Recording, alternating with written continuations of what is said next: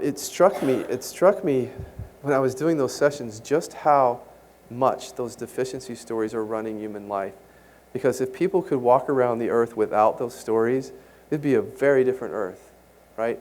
But what's really going on is that just about everybody's running around with some version of it.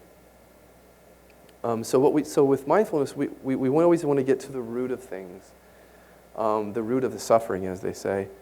And the root of the suffering in Buddhism or mindfulness is really identity. It's false identity. So we're not really people who are not good enough and unlovable and unheard. That's not what we are. Those are scripts that we learned from our conditioning, from our experience, through neuroplasticity or whatever. We learned that about ourselves. And it was never questioned, not deeply questioned. So to deeply question your identity is both scary but also liberating.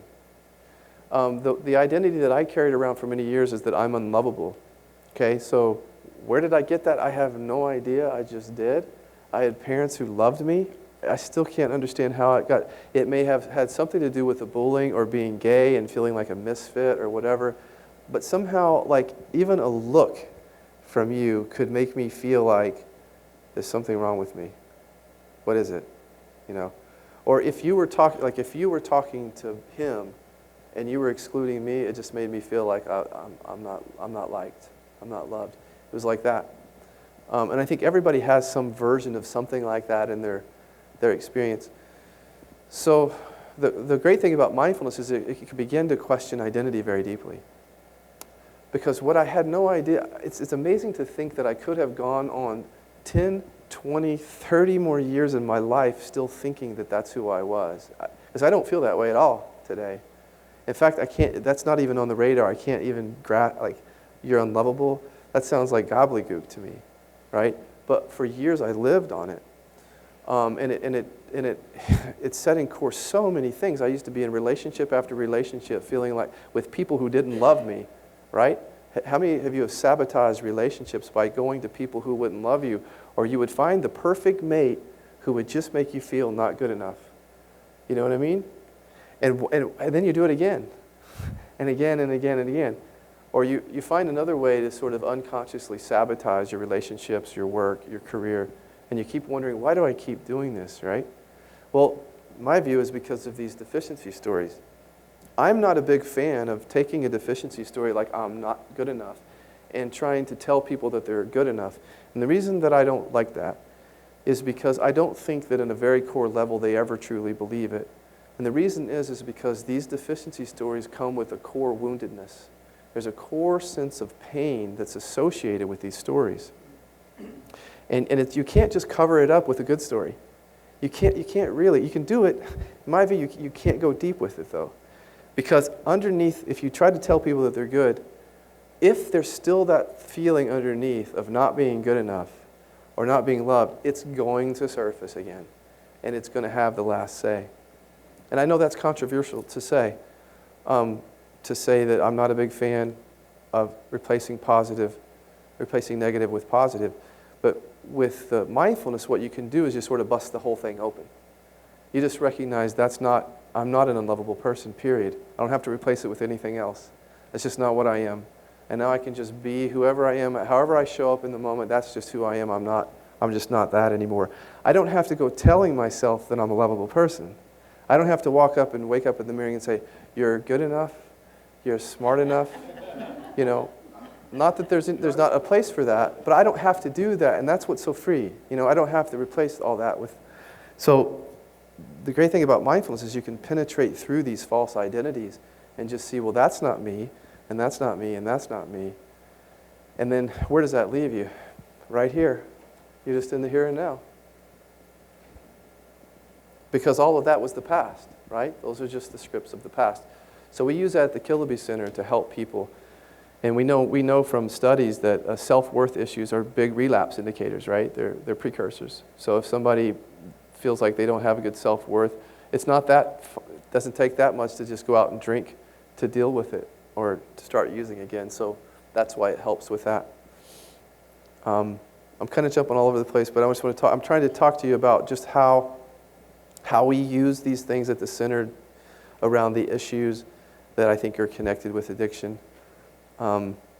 Another one is what the gentleman said is this constant, one thing I love about the presence work or mindfulness work is that it's really calling out how we live our lives on this idea that the next moment is going to be the answer, right?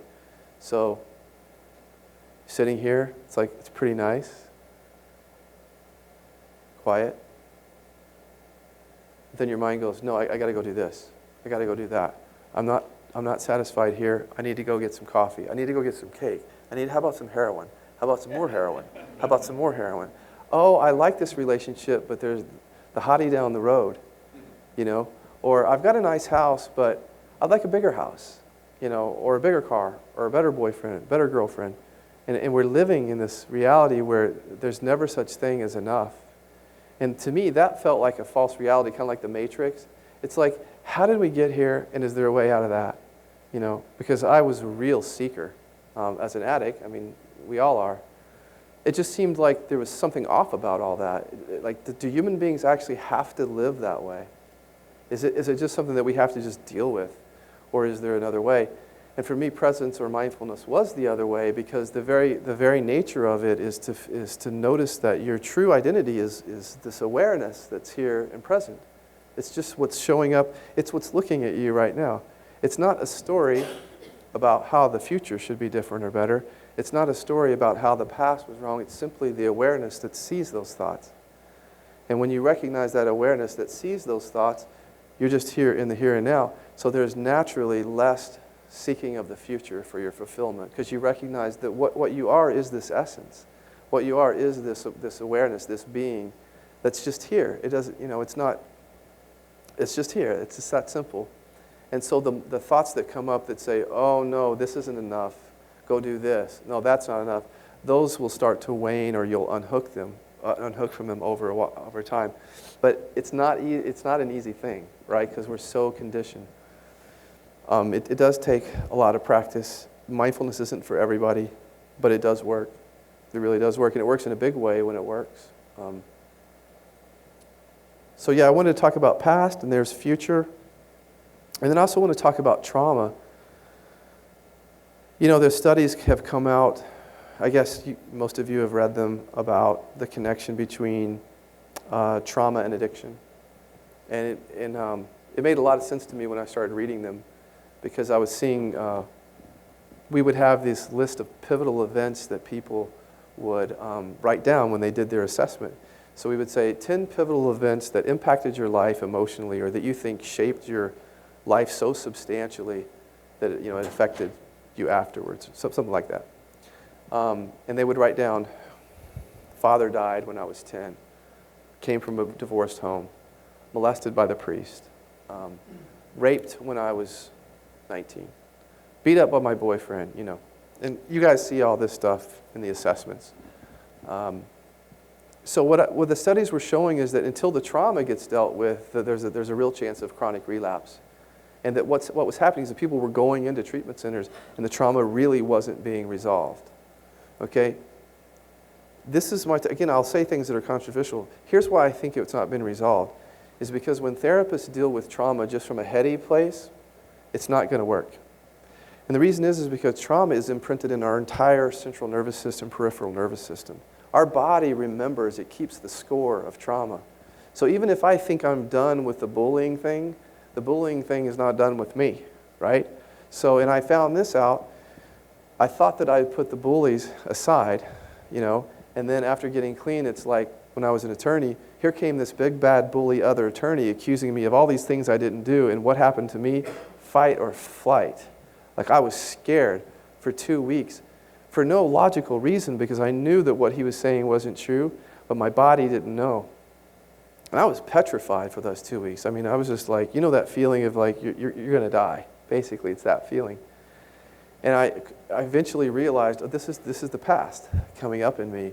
And I kept meeting the bully over and over and over again the archetype of the bully in different forms. It was like, at one time it was the government, another time it was like an insurance company, it was a fellow attorney, until I realized that that it has to be my number one priority in those situations to go towards that pain and fear, to go towards it rather than running away from it.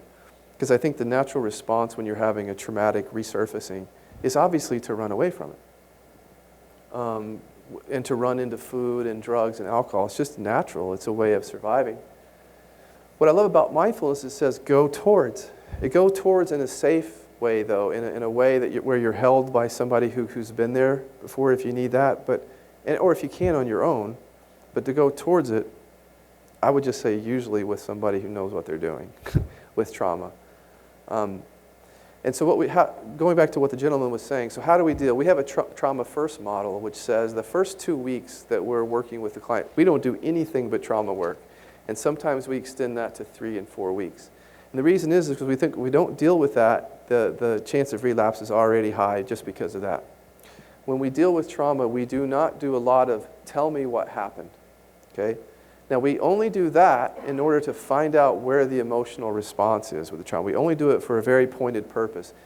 Because what I think is a lot of people who come to us who have done therapy before, they're like, I've already told this story so many times. Like, I've told it, some of them haven't, but some of them have. And they just don't feel, and rightfully so, that simply telling it again is going to get them anywhere. So what we do is we pull them up. We pull the memories of that trauma up, but we do it in a very deliberate, safe, and gentle way. So in other words, we pull up the picture of right before Dad died. We have them mindfully observe that.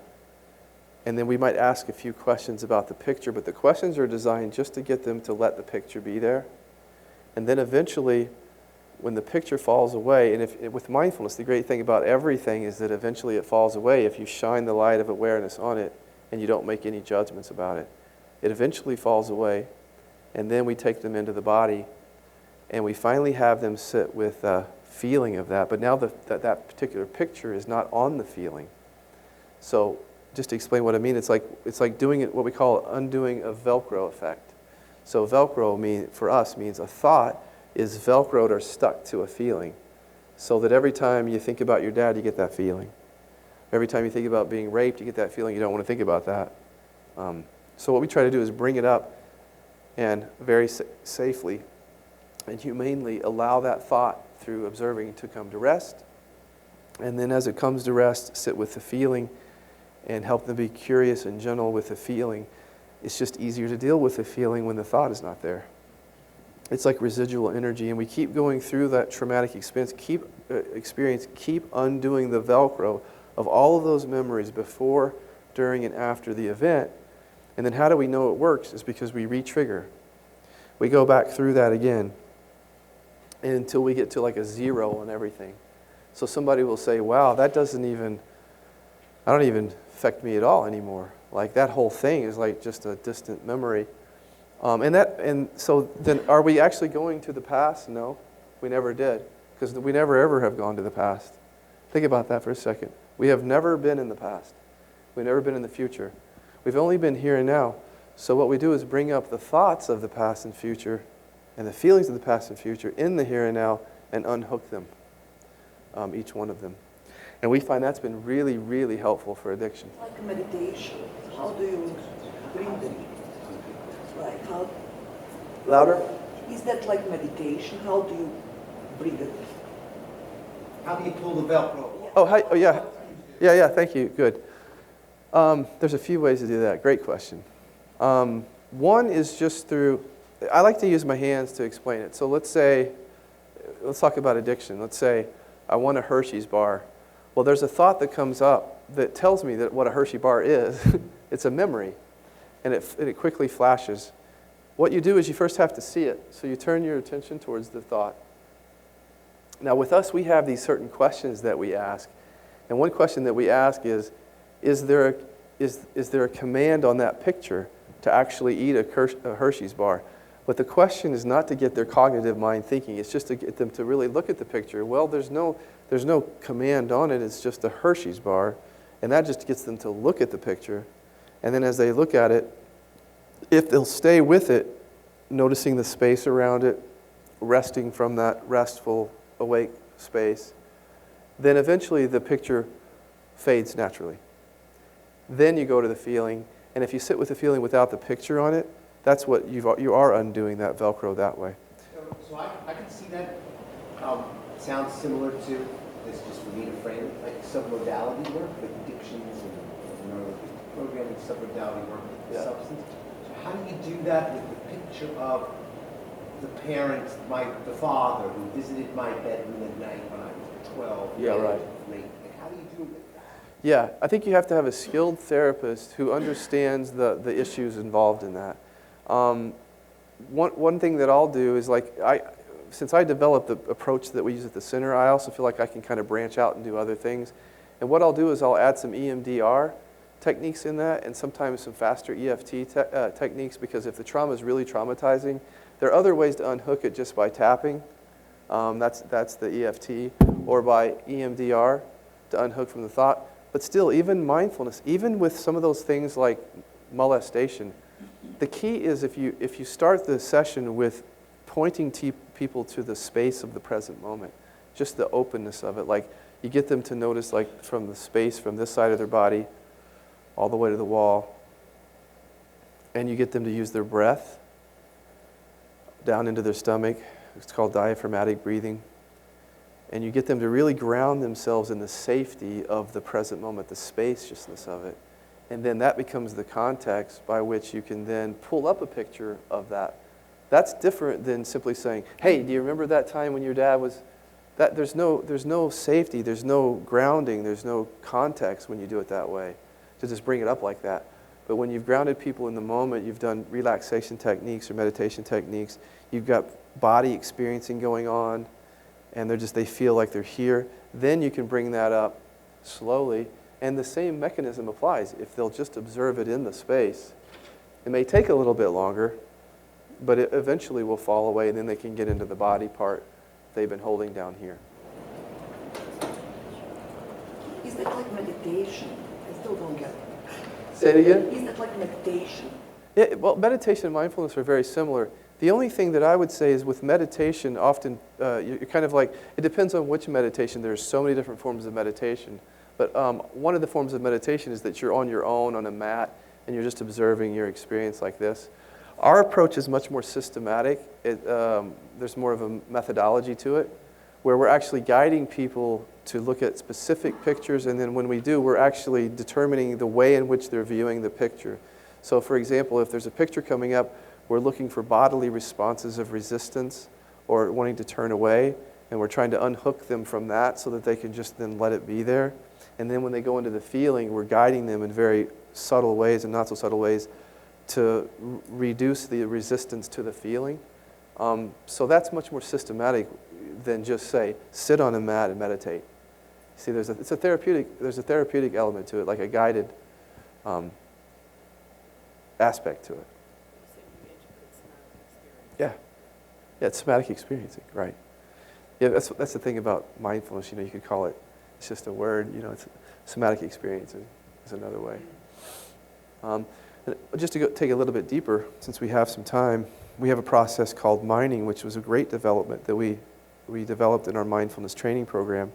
Mining is the process of when you have this feeling in your body, or a sort of a contracted, blocked energy in your body, you don't really know why it's there, and it just feels kind of ugh. But your mind can't register what it's about, right? Have you ever had like a lump in your throat where you feel like a sadness comes all the way up here, and it just sits right there, and you can't get at the source of it? Or maybe fear in your stomach, you just kind of carry it around for days, but you can't quite understand where it comes from, or anger or whatever.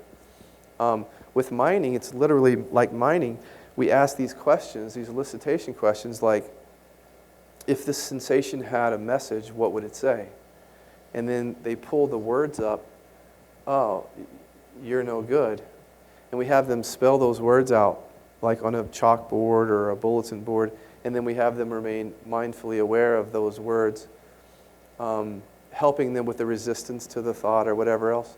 And then as that fades away, you've then mined out that material from that, and then you keep going back in, asking different elicitation questions, like not only things like what would it say, but like where did it come from, or what's its meaning, or why is it there? And those kinds of questions are good at listening out all the stuff that's in there, one by one, kind of bringing it all up to the surface and then kind of letting it dissolve in the present moment. And what it does each time is it just sort of shrinks and dissolves the energy, because it's kind of like cellular memory, that the concept is similar, that there's the body storing stuff and we're just trying to mine out all those things. I'm just giving you an explanation. You know, the training of that is a skilled thing. It's almost a year-long training that we have. Okay, so how much of you is aware, okay, of the belief that you hold about yourself? Yeah. Right? The story that we've made up, the core belief, Right. good enough, or whatever. Yeah. As you're letting yourself having the experience.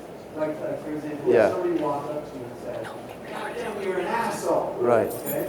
Like I've done this before, where I'm standing there, Yeah. and I would take a deep breath, and I would immediately go, well, let me see. Am I an asshole? Like you really have this response of curiosity, wanting to be in that experience. Yeah. Of, am I an asshole? Right? But there's some awareness, but Sometimes there's not. Right. Well, one tool we use is something called the boomerang, because the idea is you throw a boomerang out and it comes back at you. So we're already carrying around these beliefs that I'm not a good public speaker or I'm not good enough, right? So all I'm doing is throwing it out there to you, and you give it to me back. It's like, thank you for showing me what I brought into the room, which is my own insecurities. So by using the boomerang, the question is, what are you mirroring back about who I am right now? And so that question gets me to center on the real issue. Well, the real issue is not that you said that, it's that you brought up a belief that I have in myself.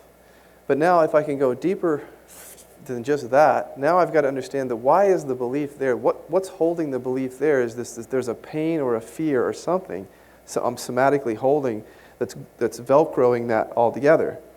If I didn't feel anything, like if you said you're a bad astronaut, I don't feel that. I don't have anything, no work to do other than to laugh and we have a good chuckle because I'm not an astronaut, right? But if you hit a core belief, then I've got that feeling. So to me, the issue is not to defend myself. It's to figure out as quickly as I can what the real issue is and then be with the underlying feeling that I haven't been willing to face my whole life. So which one comes first, the feeling or figuring out what it is? I think it can come either way, because I think with some people with mindfulness, they learn to just go right into their body when they feel something. And that's a real advanced thing. But they'll be like, somebody else say something, they'll just go, without even putting words to it. But other people will have to sort of process it and say, oh, she's bringing up just like my mom did. And then from that, then they move down into the body to feel it and let it. So you think it's harder to track it through letting the experience take its course first? Harder to track it through, say it a different way, I don't think I understand. Like if somebody says something about me, I'm so prone to go to the fight or flight response that I'm going to push against it, so that the hardest thing is just to sit with the discomfort in the moment. And then tracking it is another thing. Yeah. So you're saying some people have to track it. Yeah. Well, the inquiries that we develop, which are a set of tools, is a way of not only tracking it, but of isolating all the different component parts that make it up. So for example, let's say you say, I'm a bad public speaker. What might be coming up from that is a memory when I was 12 years old and I was giving a speech and I was really afraid, or how Dad used to say, speak up, or whatever. So all those things could be playing on me. So with the inquiries that we use is we individually isolate each one of those thoughts and allow them to be there without judgment, one after the other. So I'm actually tracking everything that is connected to that story, with the sole purpose in the end is to get down to the somatic experience that's really underlying it all. Yeah. Right. Great question. Question. Yeah. What happens if, in reflection, you really are being a bad public speaker or really being an asshole? Yeah. Right. Well, then why can't I Because just... sometimes that self-awareness of when we examine it, it's like, yeah, I'm not doing this very well. You know, you're right. You can do it in a non-judgmental way, but... Yeah. The great thing about this, I think it's a great question, by the way. The one that the way that I relate to it is like, I've seen women, and I don't want to make this a gender thing, but I have seen women and men, but mostly women who are in abusive relationships, right? And everybody around them is saying, you need to get out of the relationship, you need to do something, right? So there's truth to that they're acting as a victim. But once they go through this and they see that they're not that thing, there's a clarity in their actions, right? So they can take action from this new reality, this new recognition that happens. And I think that's different. So I'm trying to connect it to your question. If you say I'm a bad public speaker, I can learn from that, absolutely. I could go learn, I go public speaking school, I could do all that because you made a good point. But what I'm talking about from a therapeutic sense is that you're touching upon something that's buried in me.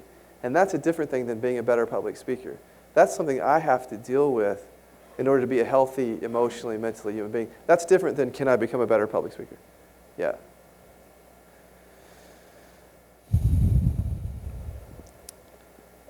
Just a few other things. Mindfulness is good, can be good for just working with cravings, just becoming more aware of how your mind works. The one thing that I think is important that we say to people if it's an abstinence-based program is, don't use no matter what, which I think is a great thing. That to me, I got that from the 12-step program. I think it's one of the most important things if it's abstinence-based that you can ever learn. Just no matter what happens, don't use. But what mindfulness does is it gives you an additional tool, because don't use no matter what, it comes from the prefrontal cortex. It's like a rational decision-making that happens up here. It's based on maybe, you're a rational human being. You should know that when you use, it gets bad, so don't use. But the midbrain stuff, or the stuff that's further back, doesn't operate on that level. All it thinks is just like, I want that. I gotta have that. It just operates from that primal place. So with mindfulness, you can become aware of those thoughts that come from that part of the brain that have nothing to do with rationality. It's not rational to snort cocaine up your nose until you lose your nose. So these aren't rational thoughts. These are just, I want. With mindfulness, you can train your brain to watch those images come up of the tobacco or the wine and let them just be there and dissolve along with the sensations coming up. Let them be there and dissolve. So that's an added tool along with the prefrontal decision not to use. And another thing, there was a study also that says that when you really, really want to use in a relapse moment, the prefrontal decision to quit will shut down anyway. So you can't rely on it as much. And that's where mindfulness can kick in, because you're sort of already in the practice of being aware, and yet your prefrontal is not giving you that. You shouldn't quit, you shouldn't use. It's not giving you that information. It's just saying your brain's going use. But with mindfulness, you can just turn towards those thoughts without judgment and those sensations and just let them be there. Let them burn out one after the other, and you never have to go to the front prefrontal. Any other questions on, I've been talking fast because I want to cover things, but any other questions or comments? So in practice, how long do you see that the clients have to go through for this practice before you can say, okay, now they're on their own, like take a time? Yeah. It depends on how your treatment center deals with mindfulness. If it deals with it like something that you do on Tuesdays, it's going to take a long time, right? But if ours is a mindfulness-based program, and I think that Jean-Francois is particularly mindfulness-based, so that's going to happen quicker. But even with that, I would say that for us, it's like 2 weeks to 6 weeks before they really start getting into the practice. For the first week, it's like, what the hell are you doing? This is crazy. I don't know how I got here. That's the first week. Really, it is for us. It's like that. It's like, I've never heard anything like this. This is voodoo. This is weird. The second week, they're like, I see what you're saying. I've been running from my feelings, so if I come down and just feel that, it tends to go away. That makes sense. Thank you. But they still don't have the practice. So at about the third or fourth week, they start to really go deeper. And then the ones that stay around for 60, 90 days or more, you can see palpable transformations in the way that their energy is. You can see that they're Their energetic body is different. They're holding themselves differently. There's just the difference. And we see that in all good recovery programs. But there's particularly a somatic difference in this work. In other words, their body is not holding things in the same way. But it takes a while, yeah. And hopefully they continue that long after. You know, it's not just something that I'm going to quit it after 90 days, How can we get trained in that? Can you get training in this? There's lots of different mindfulness training programs. You have to find the one that resonates with you the most. There's DBT, for example, that is a little more cognitive than what we do. Acceptance and commitment therapy has some great things in it. It's a little more cognitive. Ours is more like a kind of a pure, like more Eastern practice. But there's even like John Kabat-Zinn, who's got a great mindfulness. What's the name of his? Stress reduction. Mindfulness-based stress reduction is evidence-based. We have a training program. You can go to livinginquiries.com to learn everything I'm talking about today and how we. And there's a training there's a new training starting in September for that. Livinginquiries.com. And we think we're going to start a secondary training program at the Kiloby Center for people who want to specifically use it in treatment. So let me give you my email address. Because if you're interested in that, because we're actually always looking for therapists who want to train in this. And then with my life, with the implant, we're going to move this all over the nation. So we're always looking for people. I'm a physician, so I would like to implement or different Yes. medication. Absolutely. And that sounds good, but I'm not there to be able to perform. Yeah. With, Yeah, one of the best reasons to do mindfulness is for yourself. It's so you can get that from us, definitely. My email is skiloby, that's SKILOBY, SKILOBY @gmail.com. gmail.com. Scott, I just want to recommend to anybody who's here, you really should buy the book, Natural Rest for Addiction. Yeah. It's one of the best addiction books I have ever read. Give it to your clients. It's amazing. Thank you. Yeah, Natural Rest for Addiction, one of my books on Amazon, yeah. Natural Rest for Addiction, REST, yeah.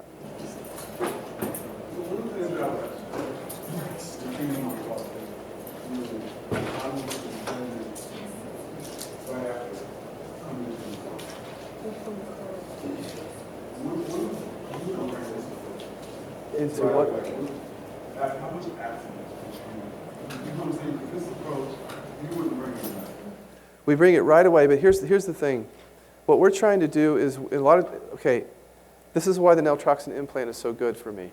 Because once you get people detoxed, if the implant or naltrexone or some sort of, that actually stabilizes people in a way that they can do this work. You just have to teach it to them, right? But what you're talking about is that first stage, earlier stage recovery craziness, right? And at those times, it's just about how do we keep this person clean? Are they breaking the rules? Are they sneaking out at night? That's why I like to partner with the implant, because I've just found it works to just get to the point now instead of, but naltrexone implant? Oh, Naltrexone implant, yeah. Yeah. But that's not the only way, but that was the issue that we dealt with, is that how do you do this in early stage recovery? Right, because you've got the craziness of all that going on. I was wondering, do you wait a standard time, like say, okay, after 45 days, after 60 days, we now roll with this period? Day one. The reason we say day one is because we have anxiety inquiries that deal even with withdrawal. So when they're withdrawal, we'll work with that. We'll work with like inner body sensing or, so yeah, just from the very beginning. Although the detox period really has to happen, right? I mean, you got to get through that. Otherwise, that's, but once they're there, I mean, because that's our primary modality, why we wouldn't wait? There's no reason to wait. In fact, what we find is a lot of people, if they're ready for this work, they're ready to just start doing it right away. For the people who can't do this work because they're not in that place in their life, we might refer them out to someplace anyway. Maybe they want 12-step or something. You're saying that there's not good. It's not for everybody.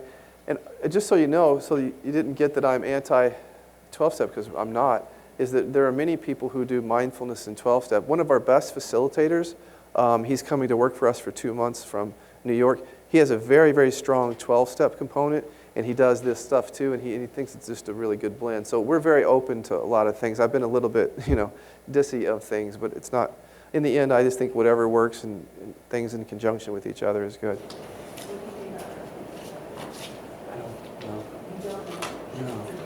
Oh, yeah, from Hollywood? Yeah. I don't know about it much. Same thing. Perfect. Yeah, and what is the name of your place? The Exclusive Addiction Treatment Center. Of Hawaii. Yeah. Yeah. There's a few other The ones Exclusive Addiction Treatment Center. in Hawaii. Well, Refuge was one of these particular it's meetings. It's awesome. Yeah, it's starting to happen. Incredible alternative to. Yeah, I've heard good things, definitely. Yeah. I was just going to say, when groups come in before detox that are still dealing with either physical addiction or craving, doing mindfulness practices in groups with sound healing, things that can keep their minds moving, they're not alone. And I like puppy dogs are very effective too. Yeah, pups. Yeah. Breaks that gets them feel connected, Yep. and they calm down. Then ask them to 6 quietly, how do you feel? Yeah. Gets them authentic. Yeah. Even when they're still on substances. Yeah, right. Prior to detox. Yeah, you can use it early on. Question?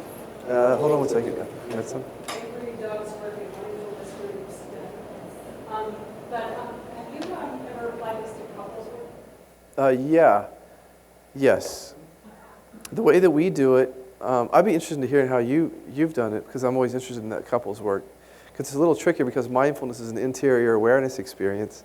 But there's a lot that could be done with that. Here's how we work with it. We set the couples down together. There might be some other therapies that we do with them, nonviolent communication, things like that.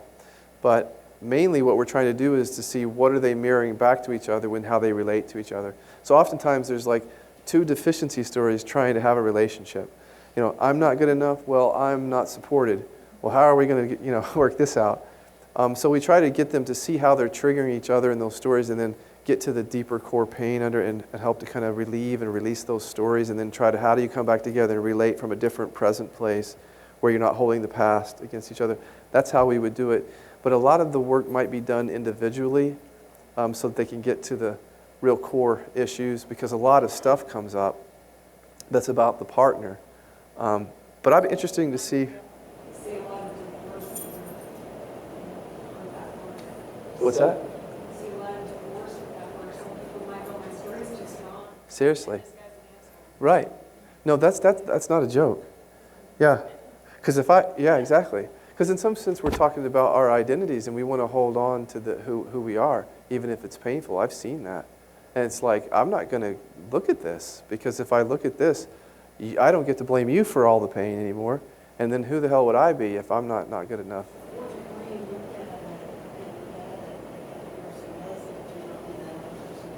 Well, that happens too, right. You do the work, and then you have the clarity to realize this is not the right relationship. Yeah. Right. Yeah. Or you see that you're not who you think, or for what you are, or whatever. Yeah. All that. Yeah. Instead of your ego self. Right. Great questions. I feel like I'm kind of in a group of people who are connected to this work in some way, a lot of them. What's that?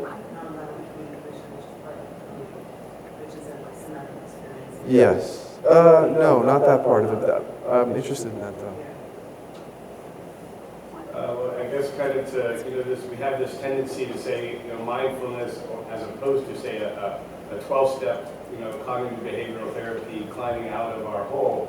But you mentioned at the meetings and how, when a therapist is working on their own stuff and they're able to sit there, and some of the best work we do is just to be able to be processing your own stuff, listening to them, allowing, holding space.